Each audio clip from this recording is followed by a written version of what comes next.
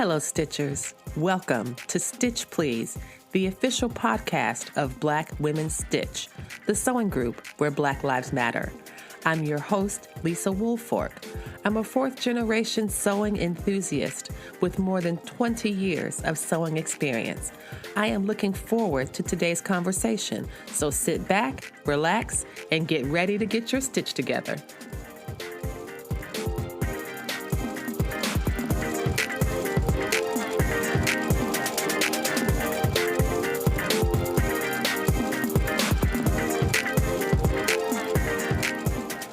Hello, Stitchers, and welcome to the Stitch Please podcast, the official podcast of Black Women Stitch, the sewing group where Black Lives Matter.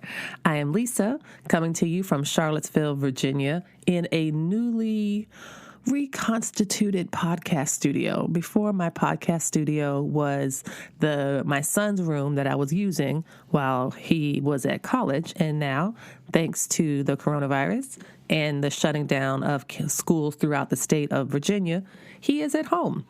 And apparently he wants his room back, and he wants to use his room like all the time. And I'm not used to that. I am not used to having to share this room with this child. So that's been fun. He's also like my new executive producer. I'm not really sure what an executive producer does, but this executive producer is a little mean. And he's like, look, Mom, can you go ahead and do your podcast so that I can do my homework and all my online learning stuff? Thanks so much. I appreciate it. Yeah, he's like trying to put me on a schedule and like, okay, you can do your recording from this time to this time because then I have to get back and do this lecture, So we are all Adjusting to new realities. So I'm adjusting to some of the expectations of my new executive producer. But here we are, and very, very glad to be here. Today's topic is hashtag social distancing, and social is spelled SEWCIAL. There's another hashtag that I found also called isolated, ISEWLATED. So if you're interested in boosting your online, or at least through Instagram, since I'm not very active on Twitter at all, check out those hashtags to find more information. But today, what I'm going to talk about are individual sewing, group sewing activities, stores, and projects that you can do during the time of social distancing. And I wanted to talk about that because I feel as though now that we are heading deeper, many of us heading deeper into our quarantine period or shelter in place or recommended stay-at-home orders.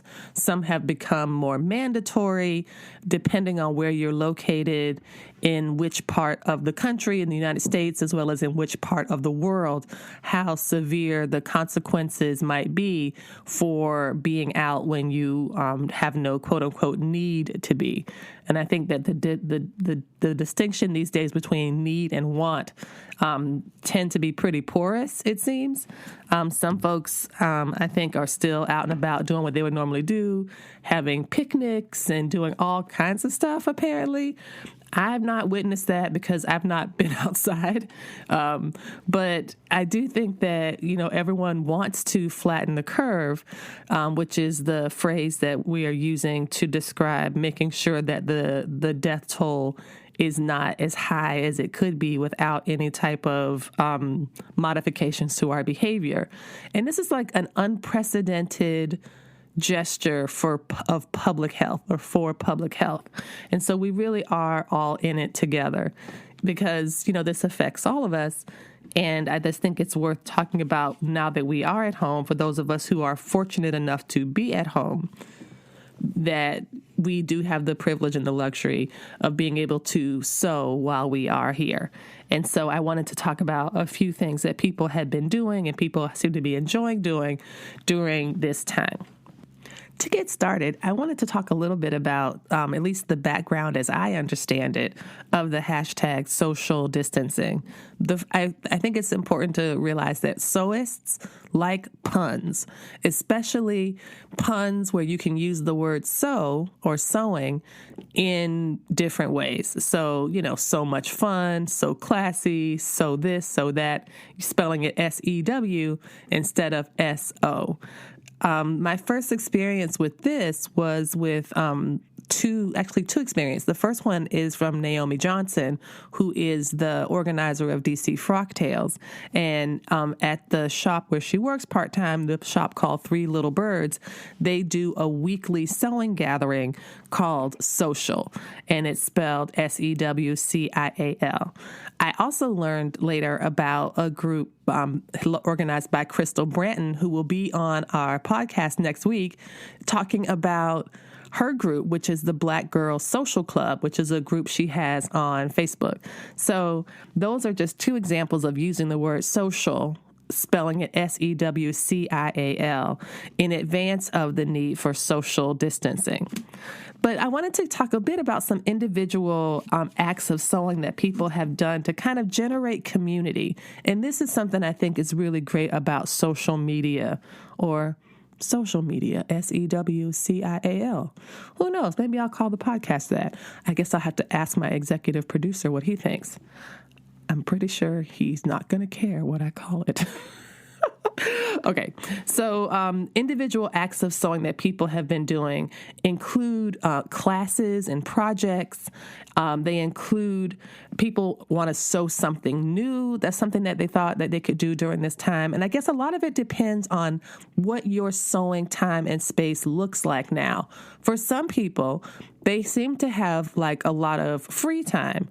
And I've been seeing a lot of folks talking about this as a coronation, of having free time to do things that they wouldn't normally do. Some people being very, very bored, which is interesting. And then for other folks whose work lives have just transitioned from going out to work every day to just going to their kitchen or living room or family room or basement to just work at home, the demands haven't decreased that much. At least I can only speak for myself, but I do believe this reflects some other people's experiences as well. For me, to the shift from teaching in person to teaching online has been a very big shift. And I put as much work into, and maybe even more work into, prepping my classes for online than I did for meeting up with them in person. And so that definitely takes time and resources and creativity to try to do this well and to continue to have a good experience for the students and a great experience with the class that I really like so much. So that, I think, is an important consideration, that when you transition somebody's work from doing it in one way to doing it in a completely different way, that takes a lot of time, energy, creativity, new resources, and training and stuff like that. So the time that people might have to sew might not even be more time than they've had in the past. Or if it is more time, it's time that's also framed by a different way of moving through the world and a different way of moving through their work life. At least that's how it feels for me. I know I felt really tired and exhausted and overwhelmed and stressed and pressured and those kind of things, which makes my sewing time that much more valuable and precious. And so I want to just kind of keep that in mind as we talk about the need for social distancing, that we need to do that physically. We need to physically distant. We need to be physically distant from other people. But I think many people still have the need to interact and to build community. And that's something that doesn't really change in times of crisis. And I would imagine that that's something that also increases during times of crisis, that you want to build connections with other people to make yourself feel less isolated, because feeling isolated and being isolated can make it very difficult to get through already difficult circumstances. So when I started to think about the individual acts of sewing, of what people are doing to build community and to feel less alone, I've started to see some things online as well as things that I participated in myself. One example of something that I did not do because I sadly missed missed it, was the Belfast, Ireland Frock Tales. So in Belfast, they were doing a Frock Tales event, and Frock Tales events, I believe, started in Australia and have spread all over the world. And Belfast, they were going to have one in Belfast, Ireland. And it was canceled because people aren't allowed to gather. So they decided to transform their Frock Tales into a virtual Frock Tales. And you all should totally go check out that hashtag virtual Frock Tales so you can see the dresses, the frocks and outfits that people made. They're holding cocktails. They're wearing nice pieces. And that looks like a really fun thing to do. I did miss it, and I am a bit sad about it, but I won't miss looking through the hashtags and finding people who have made some really great pieces just for this event. And so I thought that was a nice way to kind of transition from the physical in-person event to something online that you can still cherish and appreciate as we move forward in these days of social distancing. Other individual projects that some folks are going to be participating in, or things that people are doing, is trying to focus one's sewing time. If you have uninterrupted sewing time that's not going to be compromised or interfered with, or something you just want to try differently, I know some folks, I asked, that's why I say I know people have told me this, because I asked, like, what are you doing during this time of social distancing? And some folks are like, I am jamming to D Nice and sewing. And I have been so grateful for D Nice and Questlove and ACE 2000 and Ninth Wonder and all these DJs that have come through and made these amazing live streaming jam sessions. It's really been wonderful. And I'm so spoiled by these DJ sessions now, y'all, that it's hard for me to even listen to just a regular album or a playlist on Spotify because I want the DJ to be there to keep me hype. Like I feel I really do like that part a lot. It does make me feel like I'm really involved in something, as if I'm in a club full of people instead of just in my sewing room with my fuzzy slippers and cozy leisure wear on. And so that has been a lot of fun. But I think it's also another illustration of how one individual person, in this case the DJs, can kind of come out and build community for thousands upon thousands upon thousands of people. And this is something that I do want to talk about in the next segment about group activities that people have started to do. But think about what you might want to do in terms of your own sewing during this time. And for me, I just want to reflect on some of the things that I've heard from other people say. This is a chance to finish projects that they've started, to do for UFOs, to try things they've never made before. Say if someone's doing a lot of apparel, this is a chance perhaps to do some quilting. I know, for example, that the Social Justice Sewing Academy has their own Block of the Month club going now. And not only do they have a block every month, sometimes they have 2 blocks in the month. And so they have varying degrees of difficulty for these blocks. And so you can go to the Social Justice Sewing Academy website and you can download their blocks for free and make a really cool quilt. I've already made, I did the January block. I did the February block. Latifa Safir designed that one. And then I did the 2 March block. I did 1 March block, and then they have another March block that's paper pieced, and I haven't done that one yet. And it is currently April, so I have to see what the April block is and start to get caught up. So that's something that I am looking forward to doing because I love paper piecing. So I'm pretty excited to be able to do that. Other folks want to take the time to do something that's a bit more complicated or more complex. And for some folks, that will indeed be paper piecing because it does have a bit of a learning curve to it. Other folks wanted to spend time learning how to make bras and lingerie.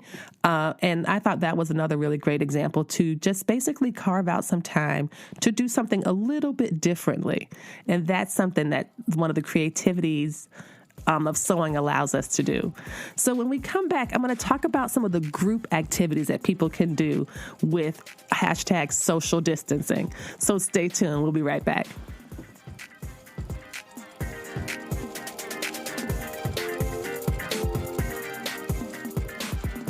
Here at Stitch Please, the official podcast of Black Women Stitch, we talk a lot about sewing.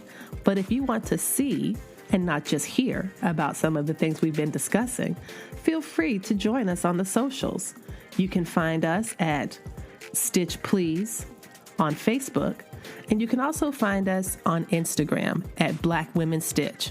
You can find photos of projects that we've been working on, really interesting social commentary, and on Thursdays at 3 p.m. Eastern Standard Time, you can join Black Women Stitch for a live Instagram chat. Again, that's every Thursday at 3 p.m. So find us on the socials, follow up with us. We are happy to hear your direct messages. You can reach out to us at the Black Women Stitch page on Instagram, and we'll help you get your stitch together.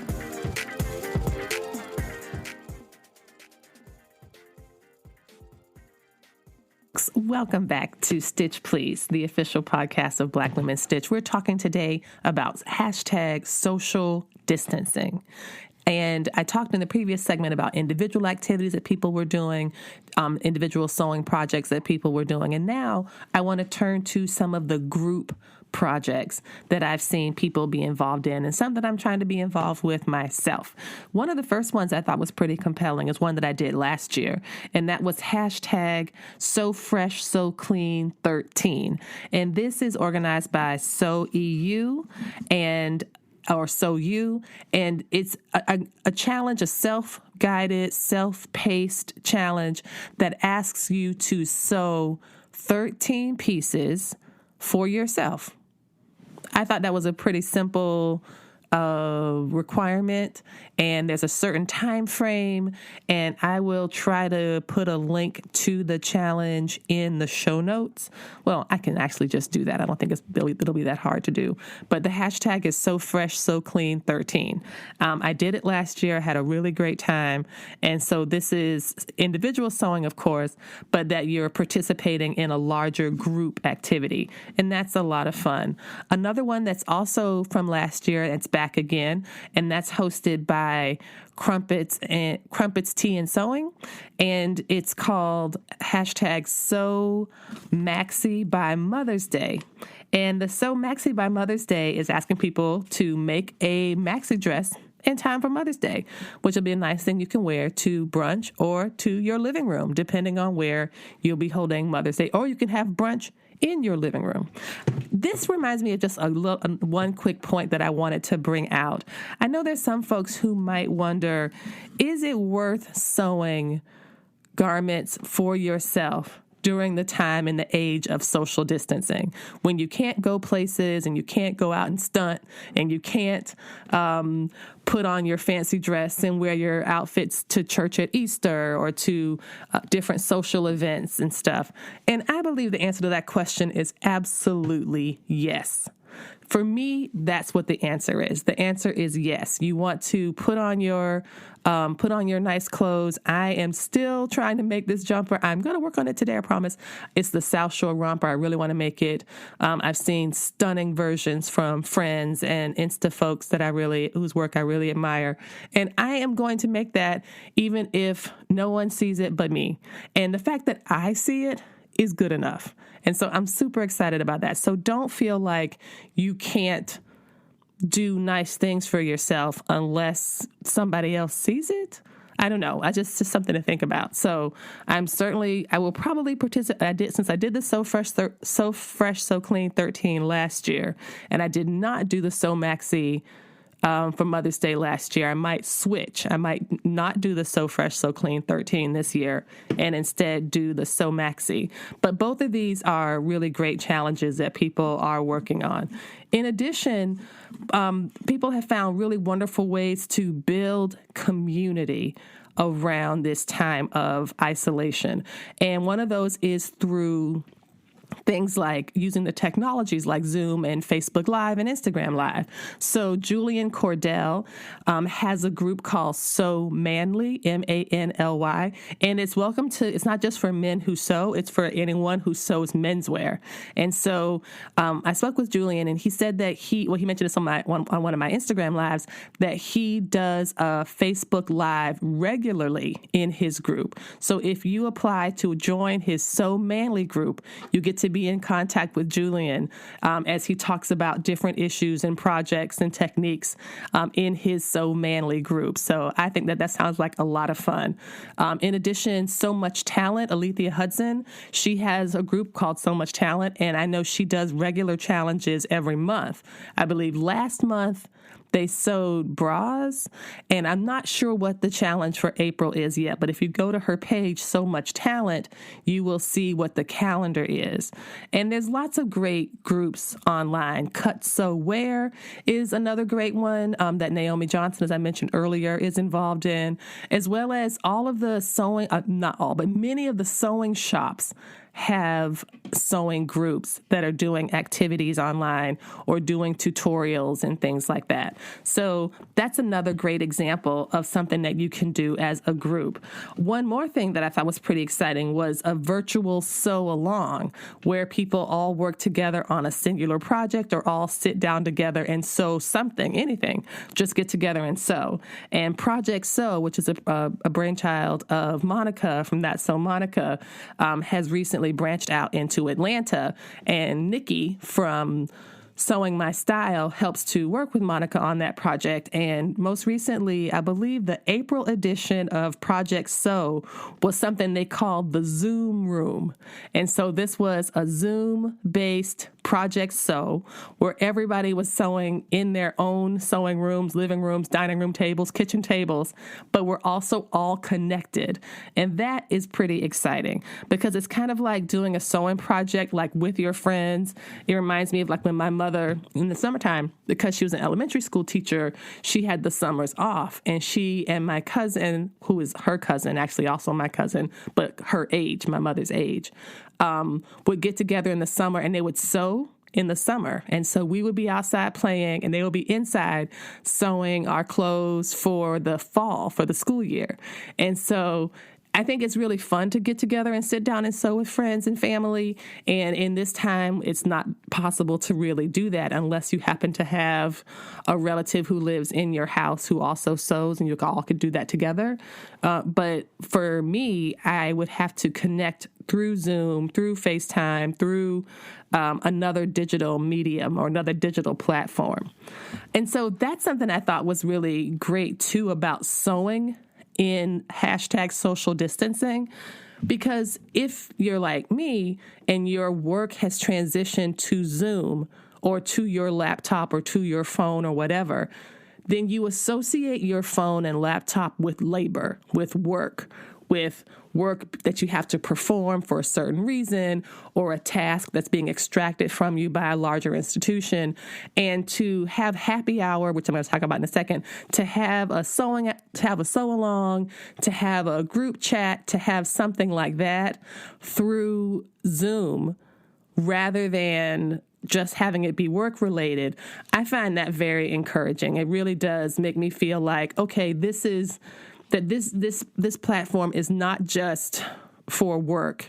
It's also something that I can do for fun, and I can see people that I like, and I can, let my hair down, and it's not just, having to be a certain way for work performance.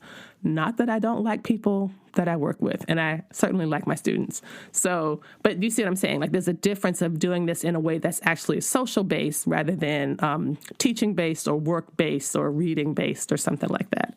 And so I wanted to mention some things that you could do if you wanted to try to build your own of these things. And you can get a Zoom account. These things are free. There are certain limitations on them for a free account, but you could always get started small. You could pull friends together through FaceTime, and I think you can put more than one group of people on FaceTime, perhaps. But there's ways to use the technology that we have to build something good and supportive in your life around sewing as well. I find, for example, a platform that we use in Black Women Stitch is called Marco Polo, and it's free. And it's a great video messaging service. And so I'm noticing more people getting on the platform because people that I'm friends with, and I have them in my contacts in my phone book, are now popping up as Marco Polo contacts. And so that's pretty interesting to see, like, oh, wait, wow, Patrick's on here now. Oh, that's interesting. Martha's on here now, that kind of thing. And it's a nice way to stay in touch with people. You leave a message for them like just record a video message and then they record you one in exchange. But for me, I found it very helpful with sewing to be able to show somebody, this is where I'm stuck. This is what I'm doing. Can you help me? And someone will say, oh, yeah, I see what you've done here. You need to go back and do blah, blah, blah, blah, blah. And to get actual concrete help around these questions is, I believe, really important. And I'm grateful for these technologies that allow that to happen much more easily than maybe even sending photos or emails back and forth. And so Marco Polo is something that I really enjoy using, and we have had a good time with that in Black Women Stitch. One fun thing that I also wanted to mention before I transition to some of the things that stores have done differently, as well as a few projects you might want to do in the age of social distancing, is about using Zoom for virtual happy hour.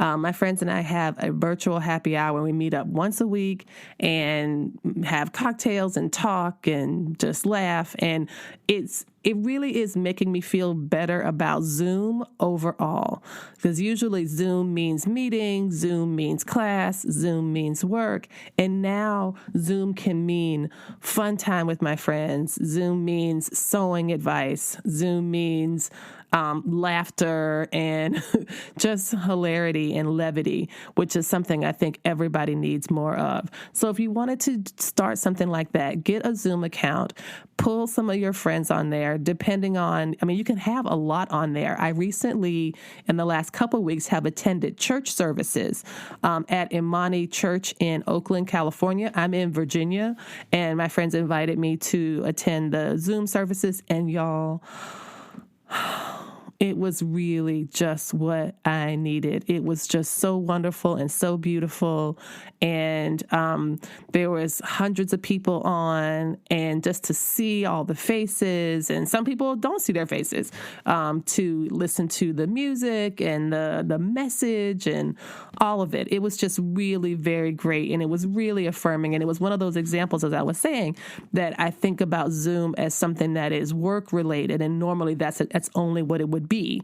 But in this context, to think about it in the context of a religious experience or a religious service, it was incredibly meaningful. It absolutely was so meaningful. And it was a way to kind of intervene in the feelings of being removed from a church community. I thought it was a good and responsible way to maintain physical distance while also getting the experience that people want from various religious traditions. I think there's many of us who are not able to go to temple, not able to go to the mosque, not able to go to church. So all of this requires some creative thinking. And for those who have a particular spiritual or religious tradition, we know that, that the notions of worship or praise or the idea of an eternal being don't change because you can't get to a building, And so that was something that really felt very good to me in these last few weeks. And so it was a nice way to somehow reclaim Zoom from the clutches of work, and to use it in a way that I found very affirming and just made me feel really good in a time when those kind of good feelings might be a bit spare. And so sewing is a wonderful way to restore those good feelings. And for some people, religious services can be a good way for that as well. And it's nice to know that there are options, like these social options, through technology like Zoom, that allows people to access those great feelings. You're listening to the Stitch Please podcast, and I'm talking about #social distancing. And when we come back, we'll talk a bit more about what stores are doing differently these days in order to manage social distancing, as well as a few projects that you might want to sew in this time. Stay tuned. Hello, Stitchers. We have a limited edition opportunity for you to support the Stitch Please podcast and the Black Women Stitch project as a whole, and get some more fabric in your collection. These are mystery fabric boxes of fabrics that have been divided into woven and knit. There's boxes that are stuffed with black and white fabrics. There's boxes of chevron fabrics. There's boxes of fabrics called, I think, adventure or nature or something like that. And these are completely full of fabrics. These are medium flat rate USPS boxes that can be sent directly to you for $30, and that shipping is included. So if you're interested in building your stash or taking a chance on some really cool fabrics, let me know. You can DM me on Instagram at Black Women Stitch, or you can send me an email at blackwomenstitch@gmail.com, and we will send you a mystery box of very cool fabrics, $30, shipping and insurance included. And that'll help you get your stitch together too. Thanks.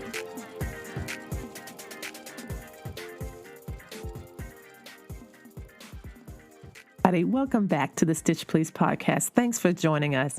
We are talking today about hashtag social distancing. How does one remain connected and social while being physically separated? And how does someone kind of keep their sojo going? How do you build sewing community when you might be physically isolated or restricted from physical movement? I wanted to talk in this last segment pretty briefly about two things that I have noticed. One, about stores and small businesses and some of the solutions that they are creating in this time. And then a couple of projects that you might want to do, and one that I certainly have done that I have found very helpful. The first one is I wanted to give a shout out to those small businesses that are reinventing themselves, reimagining themselves during this time of crisis. My local sewing store, which is actually also a yarn shop called UEWE Fine Fiber Goods, they sell yarn and knitting materials on one side, and then they sell sewing materials, and they have Janome machines on the other side. I purchased my cover stitch machine from this store last year, and I needed some Gutermann thread, and I did not want to go to Joann's, and so I called, and I said, I think I emailed. I said, I need 2 each of this number thread, because I have a Gutermann thread cabinet, and one of the things I do is I look at it to see what's empty, and then I just, refill the cabinet over and over, and I've been doing that for more than a decade. And so I said, I need these numbers, and they were like, yep, we have them. They emailed me an invoice. I paid online, and I drove by there, which it's less than 5 minutes from my house, and just popped my head in the door, and there was a bag there with my thread in it, and it was practically curbside pickup. It was just the easiest thing, and no social distancing measures were broken during this transaction. She was way in the back of the store when I got there, and I just popped the door open, and right by the door was the bag with people's materials. I don't know how long she's going to continue to do that, but hopefully she will for a considerable time, because I, would much rather support a small local business than a big conglomerate. The next thing I think is very interesting is from Lisa Shepard Stewart, who owns Cultured Expressions, and she too has been doing, she's in Rahway, New Jersey, and she's been doing some really interesting things. She's always done these really cool virtual tours where she will take you around the shop with a camera, with her phone, and showing you images of things that are available, and you can kind of basically shop with her on the phone or on FaceTime or through some kind of digital medium. And I thought that was another way to preserve social distancing while also helping people to get the supplies they need for sewing, which might be, an important therapeutic release for other people. So for many people. And so I thought this idea of the virtual tour that Cultured Expressions is doing was really smart, and I just wanted to give a shout out to that. We've noticed that some of the big stores are doing things as well. Joann Fabrics in particular seems to have refashioned itself as as an essential business by becoming somehow the mask making headquarters in the United States, where you can get materials from Joann's. Joann's is donating materials.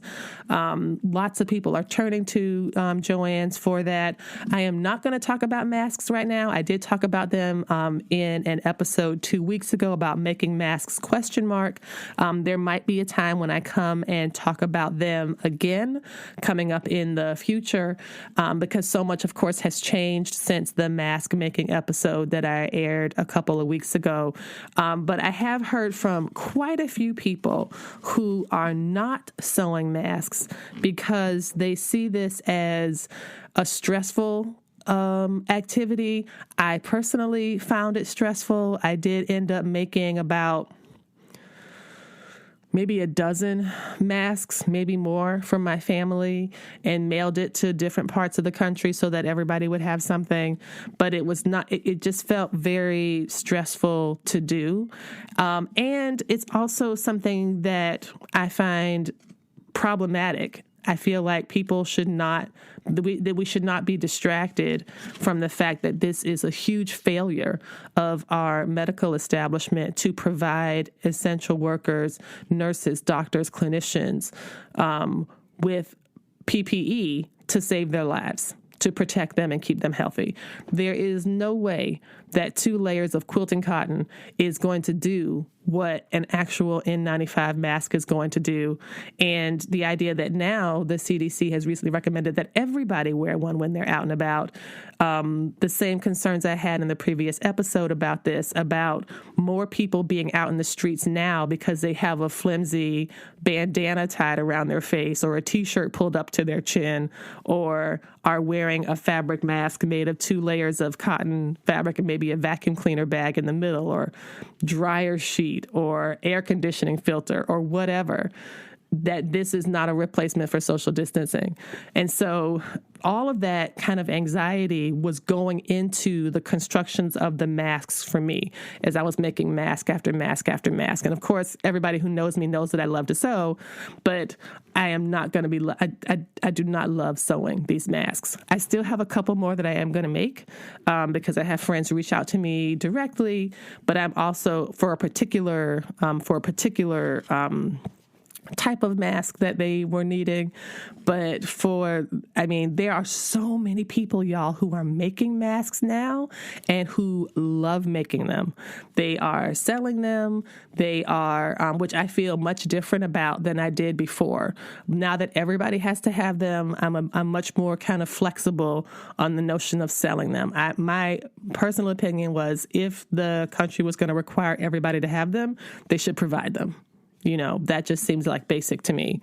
But if everyone needs them in terms of as a preventative measure, then sure, if you can't sew, then you can buy one, no big deal. And so that's kind of where I am on that. And good Lord, why did I want to go on that tangent? Oh, it was about like trying to find sewing as a restorative, joyful practice. And sewing for the pandemic is not part of the joyful practice, which I totally respect and totally understand. The good news is that if you are in need of a mask, or in need of more than one mask, there are lots of people out there who are joyfully making them. And so you can certainly find someone from whom you can order a mask, because they are everywhere. My feed is flooded with them. So you won't have any shortage of finding it. And I want to express gratitude to my friends who helped me get to this point.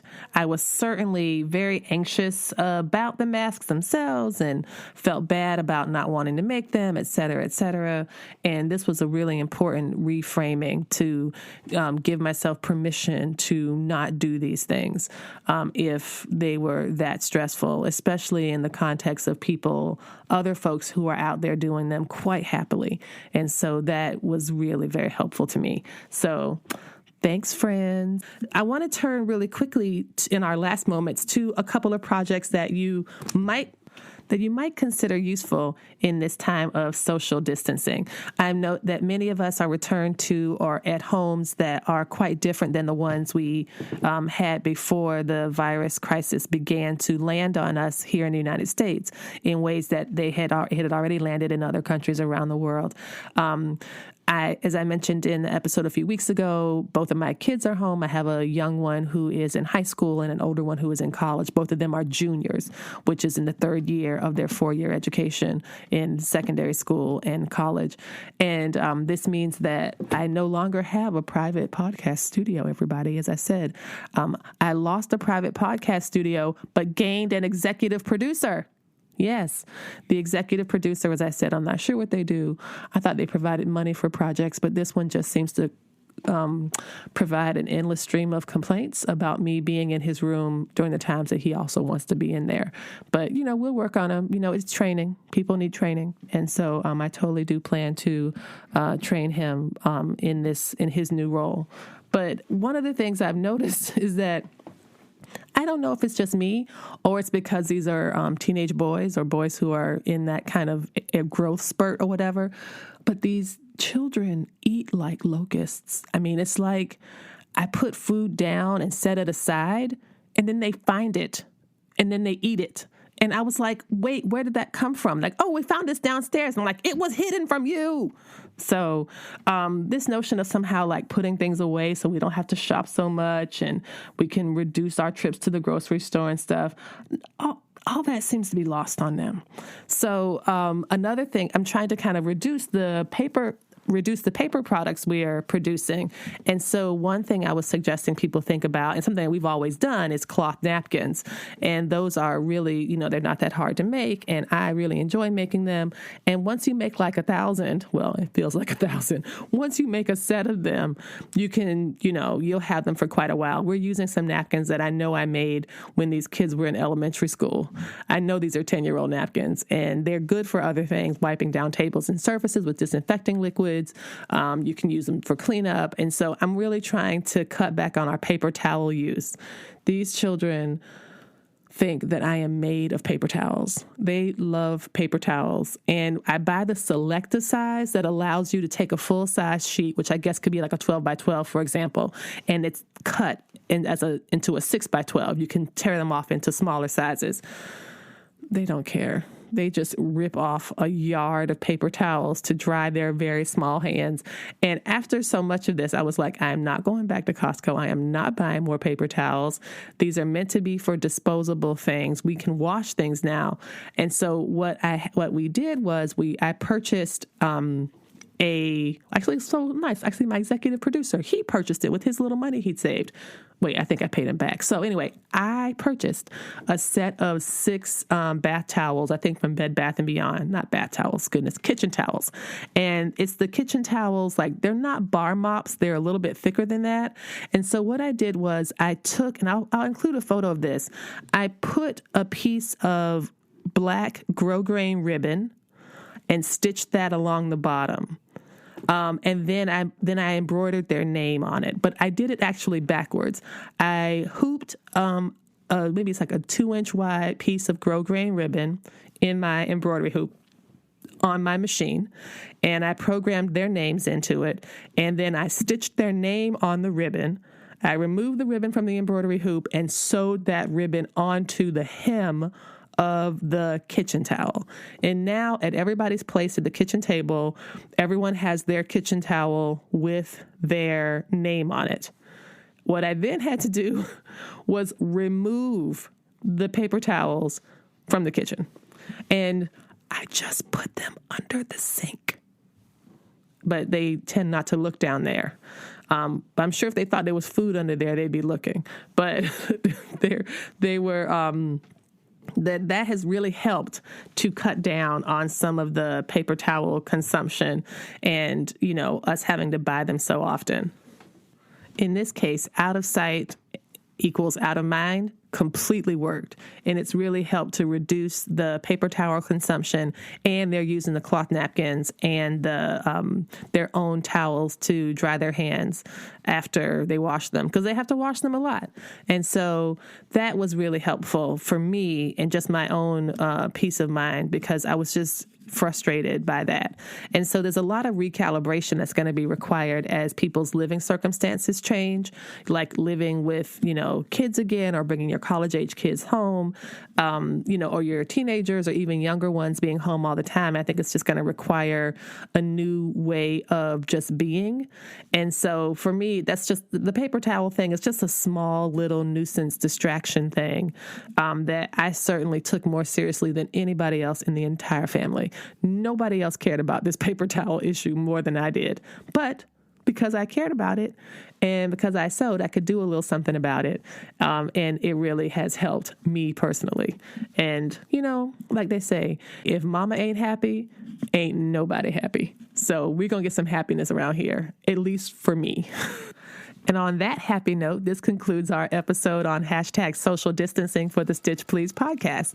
Thanks so much for joining. And don't forget about the IG Live tomorrow at 3 p.m. Eastern Standard Time.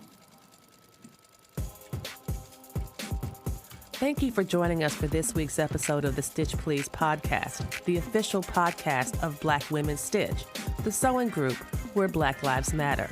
There are a variety of ways that you can support the program, and you're doing it right now. By listening to the podcast, it does help us grow. Another way to do that is to rate the podcast, review it, subscribe to it. All of these things are ways that you can support the podcast without having to spend any money at all. If you would like to spend some money to support us, there are ways to do that as well. You can make direct donations to our Patreon site for monthly contributions, as well as one-time contributions to PayPal, Cash App, or Venmo. And finally, we have another cute, very adorable way for you to support the Black Women Stitch project. It's a pin, a PIN enamel lapel pin that's very cute. It's about 2 inches wide and 1.5 inch tall, and it's of the Black Women Stitch logo. And that is $15 with free shipping to the U.S. And so if you drop $15 in the PayPal, Venmo, or Cash App accounts, and then send me your if you send me your mailing address to my email, either at blackwomenstitch@gmail.com, or you send me a direct message on the Black Women Stitch Instagram page, we will put the pin in the mail to you.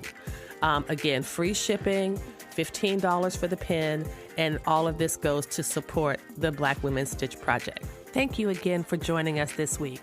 Come back next week and we will help you get your stitch together.